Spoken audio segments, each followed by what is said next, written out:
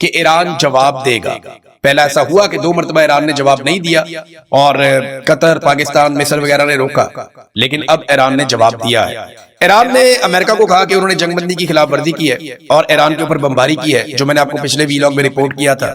اس کے بعد اب ایران نے جوابی حملہ بحرین میں کیا اور امریکہ نے آبنۂ ہرمز میں تجارتی جہاز پر حملے کا الزام عائد کیا تھا ایران کے اوپر، اور ایران کے میزائل اور ڈرون سٹوریج اور ساحلی ریڈار سائٹس کو نشانہ بنایا تھا. اب ایران نے جوابی کارروائی کی ہے اور جوابی کارروائی کے لیے اس نے بحرین کا انتخاب کیا ہے. بحرین کا انتخاب اس لیے کیا کہ وہاں پہ امریکہ کے کافی زیادہ ملٹری ایسٹس ہیں. اب نقصان کتنا ہوا اس کے بارے میں ابھی کوئی اطلاع نہیں آ رہی، لیکن وہاں پہ دھماکے سنے گئے ہیں، آگ کے شعلے بلند ہوتے ہوئے دیکھے گئے ہیں، اور اس قسم کی کوئی ویڈیوز اور تصاویر جو ہیں وہ منظر عام پہ آئی. تو ایرانی جو ذرائع ہیں وہ یہ دعویٰ کر رہے ہیں انہوں نے امریکہ کا واپس نقصان کیا، جبکہ امریکن ذرائع ابھی خاموش ہیں. جب امریکہ میں دن چڑھے گا تو پتہ چلے گا کہ وہ اس کے بارے میں کیا کہتے ہیں. تو پہلے تو امریکہ نے کیا تھا آپریشن ایپک فیوری، اب اس کے بارے میں وہ ناکام ہو گیا. آپریشن کامیاب ہوتا تو پوری دنیا مان لیتی. امریکن میڈیا خود مانتا ہے، امریکنز خود مانتے ہیں کہ ایپک فیوری ایک ناکامی ہے اور ایران کو اس کے اندر کامیابی ملی ہے. ایران نے ثابت کیا ہے کہ وہ مضبوط ملک ہے اور اتنے آرام سے اس پہ قبضہ نہیں کیا جا سکتا. امریکہ اپنا کوئی بھی ہدف حاصل نہیں کر سکا. بلاخر جو امریکی وزیر خارجہ ہیں مارکو روبیو، انہوں نے اسٹیٹمنٹ دیتے ہوئے اس بات کا اعتراف کیا کہ آپریشن ایپک فیوری ختم ہو چکا ہے. اور اب اس کے بعد ایک اور خبر آئی ہے، لیکن اس سے پہلے میں آپ کو مارکو روبیو کا اسٹیٹمنٹ ایک بتا دوں. انہوں نے کہا جی آبنۂ ہرمز ایران کی ملکیت نہیں ہے، ایران کو اسے بند کرنے، بحری جہاز تباہ کرنے اور بارودی سرنگیں بچھانے کا کوئی حق حاصل نہیں ہے. اس مسئلے کو حل نہ کیا تو یہ معمول بن جائے گا. ہم کسی صورت یہ تسلیم نہیں کر سکتے کہ آبنۂ ہرمز سے گزرنے کے لیے ایرانیوں کو ٹیکس دینا ہوگا. اگر ایسا ہوا تو پوری دنیا میں یہ رواج پڑ جائے گا. اقوام متحدہ سمیت پوری دنیا کو اس کا بندوبست کرنے کے لیے ہمارا ساتھ دینا چاہیے. دیکھیں مارکو روبیو بات غلط نہیں کر رہے. یہ اگر اس طرح ٹیکس لیں گے ممالک، تو پھر پہلے بھی بہت سارے ممالک لے رہے ہیں، لیکن وہ ان کے بیچ میں سے جو جاتا ہے رستہ وہاں سے وہ لے رہے ہیں. دونوں طرف ملک ہے، بیچ میں رستہ ہے، وہاں سے وہ ٹیکس لے رہے ہیں. ترکی بھی ایک جگہ ٹیکس لیتا ہے باسفورس پہ، ایک جگہ پہ یہ سویز کینال ہے وہاں پہ ٹیکس لیتا ہے مصر، اور جگہوں پہ بھی ٹیکس لیتے ہیں دنیا میں. لیکن بہت ساری جگہیں جو ہیں وہ ٹیکسز کے بغیر ہیں. آبنۂ ہرمز بھی ان جگہوں میں سے ایک جگہ تھی، ایک طرف عمان ہے ایک طرف ایران ہے، تو بیچ میں سے یہاں سے جہاز گزرتے تھے فریلی، کوئی ٹیکس نہیں تھا. مارکو روبیو کہتے ہیں یہ کیسے ہو سکتا ہے، وہ وہاں ٹیکس لگا رہے ہیں، پھر تو پوری دنیا یہ سلسلہ شروع کر دے گی، ایران کا کوئی حق نہیں یہاں پہ جہازوں کو تباہ کرے. تو اصولی طور پہ آپ دیکھیں تو یہ بات ایک طرح سے ٹھیک ہے، لیکن کیا امریکہ کو یہ حق ہے کہ وہ جس مرضی ملک کے اوپر اٹیک کر دے؟ بڑا سوال یہ ہے کہ ایران نے یہ کام کیوں کیا؟ اس سے پہلے تو ایران نے یہ کبھی نہیں کیا تھا.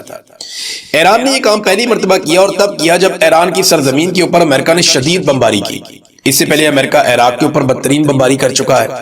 شام کے حالات آپ کے سامنے، وہاں پہ بہت خوفناک اٹیک ہو چکا ہے، اور اسرائیل کے ساتھ مل کر امریکہ یہ اٹیک کرتا ہے. تو لیبیا کے اندر جو کچھ ہوا وہ بھی آپ کے سامنے ہے، جو اس وقت سوڈان میں ہو رہا ہے وہ آپ کے سامنے ہے، جو غزہ میں ہو رہا ہے وہ آپ کے سامنے ہے، جو امریکہ نے ویتنام میں کیا وہ بھی آپ کے سامنے ہے، جو افغانستان میں امریکہ نے کیا وہ بھی آپ کے سامنے ہے. تو اب ایران کے اوپر بھی امریکہ نے ایسی اٹیک کر دیا. تو اگر ایران کو یہ حق نہیں ہے کہ وہ اپنے قریب سے گزرنے والے پانی کو کنٹرول کرے، تو امریکہ کو یہ حق کیسے مل جاتا ہے کہ وہ دنیا کے دوسرے کونے سے اٹھ کر آئے اور آ کر کسی بھی ملک کو اس کے نظام کو کنٹرول کرے؟ سوال تو یہ بھی پیدا ہوتا ہے نا. مارکو روبیو کی بات میں اگر لاجک ہے تو پھر مارکو روبیو کو اس بات کا بھی دنیا کو جواب دینا پڑے گا. اب آ جائیں ناظرین اس بات پہ کہ ڈونلڈ ٹرمپ کا یہ جو میں نے آپ کو ابھی کہا کہ جو پروجیکٹ فریڈم ہے وہ ناکام ہو گیا، وہ کیسے ہوا؟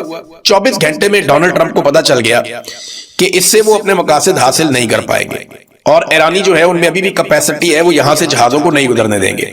ڈونلڈ ٹرمپ کا اندازہ یہ تھا یا انہیں یہ بتایا گیا تھا کہ ہم دنیا بھر کے بحری جہازوں کو ایک ساتھ قائل کریں گے اور ہم امریکنز ان کے ساتھ جڑیں گے، اپنے جنگی جہازوں کو بھی لیں گے، اپنی فوجی طاقت کو بھی آسمان میں رکھیں گے، ہمارے بہت سارے ہیلی کاپٹرز اور بہت سارے جہاز ہوا میں موجود رہیں گے، اور بڑی تیزی سے ہم موو کرائیں گے. ساری دنیا جب ہمارے ساتھ چلے گی تو ایران کے اوپر پریشر آئے گا اور ہم یہ اناؤنس کر دیں گے ہم نے آبنۂ ہرمز کو کھول دیا، اور ایران دنیا بھر کے بحری جہازوں پہ اٹیک نہیں کر پائے گا. یہ ان کے دماغ میں تھا. لیکن امریکہ کے اوپر تجارتی بحری جہازوں کے حملے نے اعتبار ہی نہیں کیا. یعنی امریکہ اپنی کریڈیبلٹی کھو چکا ہے اور اس وقت ایران کی زبان کے اوپر زیادہ اعتبار کرتی ہے دنیا، کیونکہ ایران نے کر کے دکھایا. ڈونلڈ ٹرمپ بار بار اپنی بات سے مکر جاتے ہیں. اگر وہاں پہ جہاز تباہ ہو جائیں، لوگ مر جائیں، تو ڈونلڈ ٹرمپ نے تو کل کو ہاتھ جاڑ کے کہہ دینا ہے کہ جناب یہ مس ہو گیا تھا تو اب ہم دوبارہ ٹھیک کر لیں گے، اور اب ایران کے ساتھ پھر بات چیت ہو رہی ہے. تو ان کے جہاز کیسے واپس آئیں گے یا زندگیاں کیسے واپس آئیں گی؟ تو لوگوں نے امریکہ پہ اعتبار نہیں کیا، ایران کی دھمکی کو انہوں نے سیریس لیا، انہوں نے کہا نہیں یہ واقعی مارے گا۔ اور ابھی یہ اطلاع آئی ہے، یہ برطانیہ کا ایک سسٹم ہے UKMTO، انہوں نے رپورٹ کیا ہے کہ ایک بحری جہاز کے اوپر اٹیک ہوا، نامعلوم ہتھیار سے جہاز کو نشانہ بنایا گیا۔ یہ نہیں بتایا کہ کس نے نشانہ بنایا، کچھ لوگ زخمی ہوئے، یہ بھی اطلاع ملی ہے ایک بحری جہاز پہ، لیکن یہ کس نے بنایا، کیسے ہوا، اس کے بارے میں نہیں پتا۔ بہرحال امریکہ کا جو اندازہ تھا ایک دم بہت بڑا، وہ جہازوں کا ریوڑ دے کے گزر جائیں گے آپ نے ہرمز میں سے اور ایران بے بس ہو جائے گا، پوری دنیا کے جہاز ہوں گے، وہ امریکہ کامیاب نہیں ہوا اور 24 گھنٹے کے بعد ناکامی ان کا منہ چڑھا رہی تھی اور آپ نے ہرمز جہازوں سے خالی تھا۔ ڈونلڈ ٹرمپ نے اپنی شرمندگی مٹانے کے لیے ایک مرتبہ پھر پاکستان کا کارڈ استعمال کر دیا۔ جب بھی ڈونلڈ ٹرمپ سے کوئی غلط ہو جاتا نا، وہ کہتا ہے مجھے شہباز شریف نے کہا، مجھے فیلڈ مارشل نے کہا، مجھے پاکستان نے کہا، تو اب میں یہ کرنے جا رہا ہوں۔ وہ ہر کمزور چیز ہمارے کھاتے میں ڈال دیتا ہے۔ ٹرمپ نے کہا کہ پروجیکٹ فریڈم کو تھوڑی دیر کے لیے روک دیا جائے گا تاکہ یہ دیکھا جائے کہ آیا ایران کے ساتھ کسی معاہدے کو حتمی شکل دی جا سکتی ہے اور اس پر دستخط کیے جا سکتے ہیں۔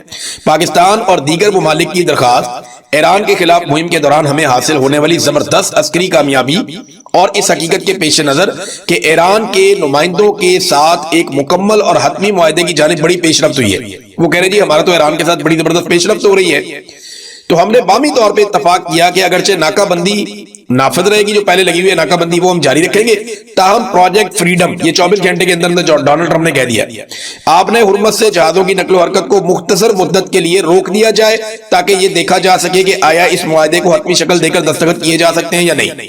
ناظرین، پیٹرولیم مصنوعات کی قیمتوں میں عالمی منڈی میں لگاتار کمی ہوتی چلی جا رہی ہے، لیکن پاکستان کے اندر سرکار قیمتیں کم کرنے پر تیار نہیں ہے، بلکہ انہوں نے لیوی کے اندر اضافہ کر دیا ہے۔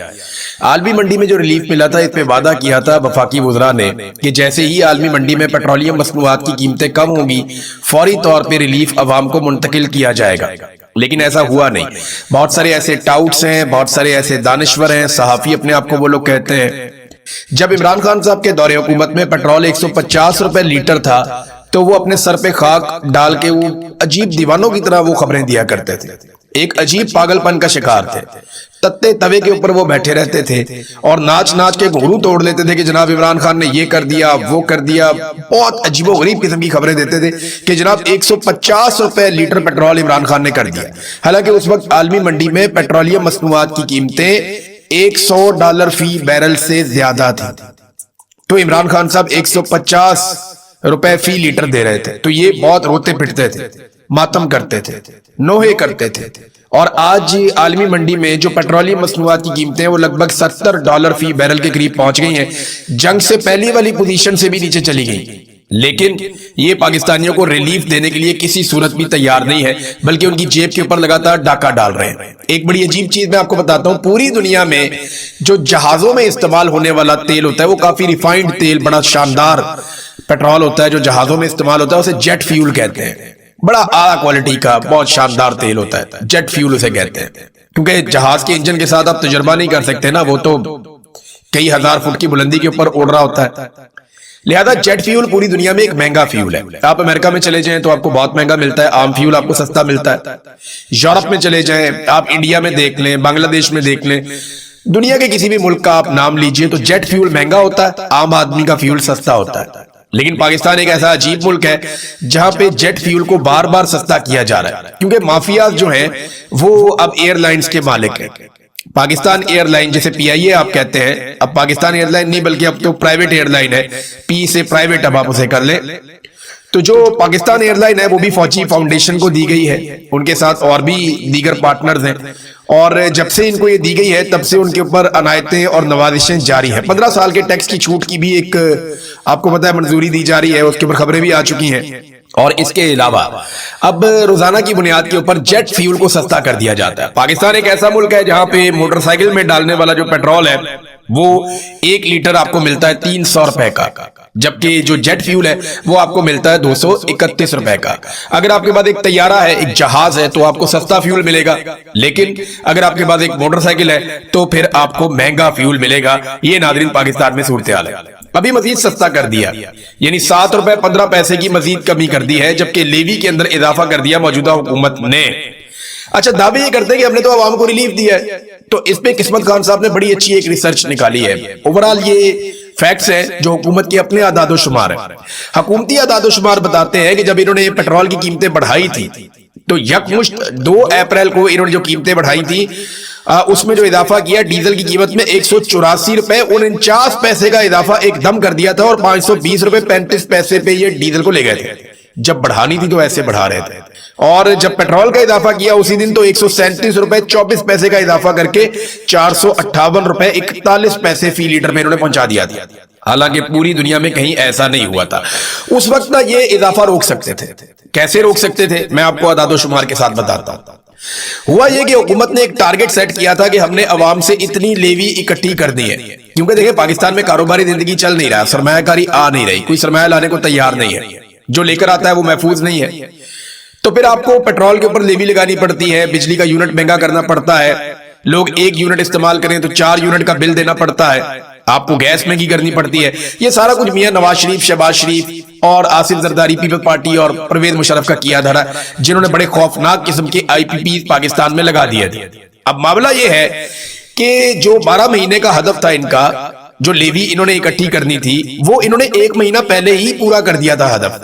یعنی انہوں نے جتنی لیوی اکٹھی کرنی تھی وہ قوم سے پہلے ہی اکٹھی کر لی تھی.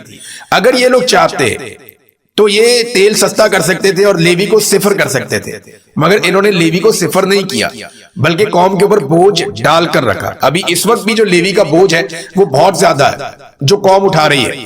یعنی جو 150 روپے کا لیٹر عمران خان دیتا تھا وہ مہنگا تھا, اور آج یہ بے شرم کہتے ہیں کہ 300 روپے کا بھی مہنگا نہیں ہے. یہ کیسے ہو سکتا ہے؟ پھر یہ کہتے ہیں جناب ڈالر کی قیمت بڑھ گئی, تو ڈالر کی قیمت عمران خان نے تو نہیں بڑھائی, وہ تو آپ نے بڑھائی ہے. اگر پیسہ ڈی ویلیو ہوا تو آپ کے دور میں ہوا. جب سرمایہ نکل جائے گا کسی ملک میں سے, لوگ سرمایہ کاری نہیں کریں گے, باہر سے پیسہ نہیں آئے گا, تو پھر یہی ہوگا نا, آپ کا پیسہ ڈی ویلیو ہو جائے گا, اور وہ جو پیسہ ڈی ویلیو ہوا وہ بھی اب آپ کے کھاتے میں ہی پڑے گا. لہذا آپ کو پیٹرول 150 روپے لیٹر سے سستا کرنا پڑے گا, جس وعدے اور دعوے کے ساتھ آپ پاکستان میں اقتدار میں آئے تھے. ویسے تو آپ بڑے لمبے عرصے سے اقتدار میں. اب اسحاق ڈار کا نیا سٹیٹمنٹ سن کے نا آپ کے جسم میں آگ لگ جائے گی. اسحاق ڈار نے کہا کہ پاکستان کے لیے دعا کریں, یہاں سے تیل بھی نکلے گا اور سونا بھی نکلے گا. قوم کو دعاؤں پہ لگایا ہوا ہے, خود دیہڑیوں پہ لگے ہوئے ہیں. اپنے بچوں کے کاروبار دنیا بھر کے ممالک میں پھیلا دیے. شریف خاندان, ڈار خاندان, زرداری خاندان, یہ امیر سے امیر ہوتے چلے گئے. انہوں نے سرے میں محل بنا لیے, انہوں نے ایمل فیلڈ کے اندر بہت بڑے بڑے اپارٹمنٹس بنا لیے, انہوں نے دنیا کے کئی بڑے اعظموں کے اندر اپنے کاروبار پھیلا لیے. یہ خود اربوں اور کھربوں پتی بن گئے, ان کا بچہ بچہ ارب پتی بن گیا. 1981 سے لے کر اب تک یہ لوگ لگاتار اقتدار میں, 45 سال ہو گئے اس خاندان کو اقتدار میں. 6 ان کے وزرائے اعلیٰ آ چکے ہیں اور 5 ان کے وزیر اعظم آ چکے ہیں, اور یہ اسی خاندان کے اندر سے آ چکے ہیں, خاندان کے باہر سے اور بھی موجود ہیں. اتنی لٹ مار کرنے کے باوجود پاکستان پیچھے گیا اور ان کا خاندان آگے گیا. قوم کو انہوں نے لگایا ہوا ہے دعاؤں پہ, تو آپ دعا کریں جناب اتوں کو چیز ہی نکلا ہے زمین میں سے. اس زمین میں سے سونا خالص بھی نکلا ہے نا, اس زمین میں سے دنیا کے بہترین ہیرے بھی نکل آئے, اس زمین میں سے دنیا کے سارے خزانے بھی نکل آئے نا, تو پاکستان کی ملٹری اسٹیبلشمنٹ پاکستانیوں کو ہوا بھی نہیں لگنے دے گی, جیسے بلوچستان میں ہوتا ہے. بلوچستان میں ایسے معدنیات نکل رہی ہیں, قبائلی علاقوں میں ایسے معدنیات نکل رہی ہیں, ہر چیز کے اوپر حملہ ہو سکتا ہے, معدنیات پہ حملہ نہیں ہوتا. معدنیات کو پوری سیکیورٹی کے اندر نکالا جاتا ہے اور اپنے آقاؤں کو بیچا جاتا ہے. وہ پیسہ کہاں جا رہا ہے, کوئی دے گا جواب؟ سمگلنگ کا پیسہ کہاں جا رہا ہے, کوئی دے گا جواب؟ یہ جتنی یہاں پہ منشیات لگائی جا رہی ہے پاکستان میں, بلوچستان میں اور خیبر پختونخوا کے قبائلی علاقوں میں, وہ کون لگوا رہا ہے؟ اس کی ٹرانسپورٹیشن کیسے ہوتی ہے؟ وہ برامچا کی منڈی تک کیسے جاتی ہے جہاں پہ جا کے منشیات کے اندر باقاعدہ پروسیسنگ ہوتی ہے؟ وہاں سے نکل کے پوری دنیا میں کیسے پھیلتی ہے؟ ہوائی اڈوں سے کیسے وہ جاتی ہے دوسری دنیا کے اندر؟ سمندری رستوں سے وہ کیسے جاتی ہے؟ اور یہ پیسہ کہاں جا رہا ہے, کوئی دے گا جواب؟ پورے ملک پہ قبضہ کیا ہوا, ایک ایک چیز کو پیسہ بنانے کے لیے استعمال کر رہے ہیں, اور اوپر سے لے کر نیچے تک لٹ مار. سب سے بڑی لٹ مار پاکستان کی ملٹری اسٹیبلشمنٹ, اس کے بعد یہ پولیٹیکل مافیا, اور ان کے نیچے بے شمار بیوروکریٹس جنہوں نے اپنے پورے خاندان پاکستان سے باہر سیٹ کیے. ان کو پتا ہے پاکستان ہم نے اس قابل چھوڑا ہی نہیں کہ یہاں پہ ہم اپنے بچوں کو, اپنے خاندانوں کو پاکستان میں رکھ سکیں. وہ ایک آدمی جو لڑتا جا رہا ہے وہ جیل کے اندر پڑا ہوا, اس کی آنکھ بھی خراب کر دی, اس کی صحت بھی خراب کر دی, اس کی بیوی کو بھی پکڑ کے جیل میں ڈال دیا, رشتہ داروں کو پکڑ کے جیل میں ڈال دیا, ساری پارٹی ٹوٹ پھوٹ کا شکار کر دی, بیڑا غرق کر دیا. قوم اس کے ساتھ کھڑی ہے اور وہ آدمی اکیلا جیل کاٹ رہا ہے اور انتہائی تکلیف کے اندر ہے, لیکن وہ ہار نہیں مانتا.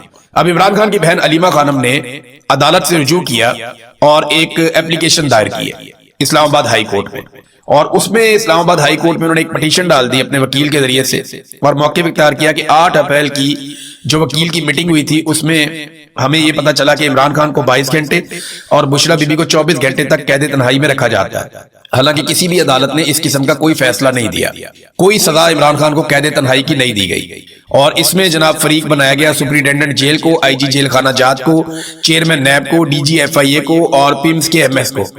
ویسے اس میں جو ہے نا فریق بنانا چاہیے فیلڈ مارشل عاصم منیر کو، لیکن قانونی نقطہ نظر سے پاسبل نہیں ہے، کیونکہ یہ لوگ اپنا کام کروا لیتے ہیں، خود کبھی سامنے نہیں آتے، یہ پیچھے رہتے ہیں، اپنا کام کرواتے ہیں مزے سے، اور خود کبھی بھی سامنے نہیں آتے، حکومتیں گرائیں بنائیں کچھ بھی کریں، ان کے اوپر ایلیگیشن نہیں لگ سکتا۔ یہ اپنے آپ کو پردے کے پیچھے رکھتے ہیں اور وہاں سے ڈوریاں ہلاتے رہتے ہیں، ان کے پاس بہت سارے ٹاؤٹس ہوتے ہیں، بہت سارے ان کے غلام ہوتے ہیں جو ان کے لیے کام کرتے رہتے ہیں۔ عمران خان کو قید تنہائی میں رکھنے کا ذکر کسی فیصلے میں موجود نہیں ہے، میرے بھائی کو قید تنہائی میں رکھ کر ایک غیر انسانی رویہ رکھا جا رہا ہے۔ عمران خان نے وکیل کے ساتھ میٹنگ میں بتایا کہ ان کی آنکھ 85% متاثر ہوئی ہے، قید تنہائی میں رکھنا ایک سخت ترین سزا ہے، اور عمران خان کی سزا میں قید تنہائی نہیں ہے۔ پھر انہوں نے یہ اسلام آباد ہائی کورٹ میں درخواست دائر کی ہے، امید کرتے ہیں کہ شاید کسی دن یہ کیس لگ جائے اور شاید کسی دن انصاف مل جائے، ادروائز پاکستان میں انصاف تو ناپید ہے۔ سرمایہ کاری کی ناظرین میں بات کر رہا تھا، یہ دیکھیے یہ ایک نوجوان ہے، یہ سرمایہ کاری کرنے کے لیے پاکستان آیا تھا، نام ہے ہاشم نور زئی، یہ دبئی سے سرمایہ لے کر آئے پاکستان میں، اور انہوں نے مختلف جو رپورٹس ہیں ان کے مطابق کوئٹہ میں ایک ریسٹورنٹ بنایا کہ جناب میں یہاں پہ کام کروں گا، دبئی سے پیسہ لے کر آیا، کوئٹہ کے اندر ریسٹورنٹ بنایا کہ میں اپنے ملک کے اندر پیسہ لے کر آؤں گا۔ اسحاق ڈار نے کہا تھا نا کہ حب الوطنی کا ثبوت دیں اور پیسہ پاکستان میں لے کر جائیں، حالانکہ اسحاق ڈار کے بچے کبھی بھی یہ ثبوت نہیں دیں گے، نواز شریف کے بچے کبھی یہ ثبوت نہیں دیں گے حب الوطنی کا، وہ پیسہ پاکستان میں نہیں لے کر آئیں گے، لیکن یہ جو ہاشم نور زئی صاحب ہیں یہ پیسہ لے کر آئے پاکستان میں، انہوں نے کوئٹہ میں ہوٹل بنایا، شرپسندوں نے انہیں قتل کر دیا، یعنی انہیں تحفظ تک فراہم نہیں کیا جا رہا۔ کوئٹہ کے اندر کوئی شخص محفوظ نہیں ہے، پورے بلوچستان میں کوئی شخص محفوظ نہیں ہے، میں تو کہتا ہوں پورے پاکستان میں کوئی محفوظ نہیں ہے، یعنی جو دہشت گردوں سے بچ جاتا ہے، چوروں سے لٹیروں سے بچ جاتا ہے، وہ